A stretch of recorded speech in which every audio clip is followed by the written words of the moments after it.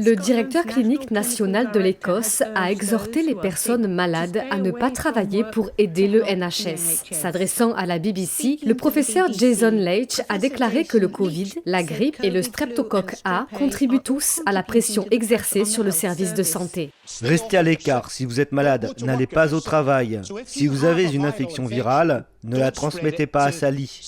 Ne la transmettez pas au bureau. Ou si vous êtes chauffeur de bus, n'allez pas au travail.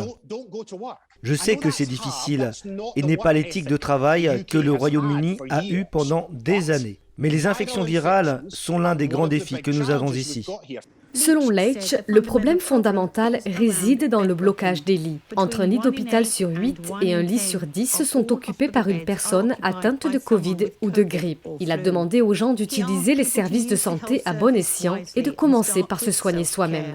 Le premier endroit où vous devriez aller est le site web du NHS en Écosse. C'est NHS Inform qui vous dira quoi faire en cas de toux, de rhume et de maux de gorge, un enfant avec de la fièvre ou autre. Il vous dira aussi quand il faut passer à l'étape supérieure. Il vous dira quand vous devez aller à la pharmacie, quand vous devez téléphoner à votre médecin généraliste, quand vous devez aller aux urgences. Alors utilisez-le à bon escient.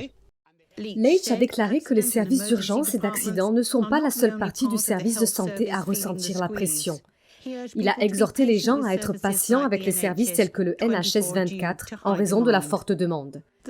Les conservateurs écossais ont déclaré que le NHS Scotland traverse une crise sans précédent et que le gouvernement doit présenter des mesures d'urgence.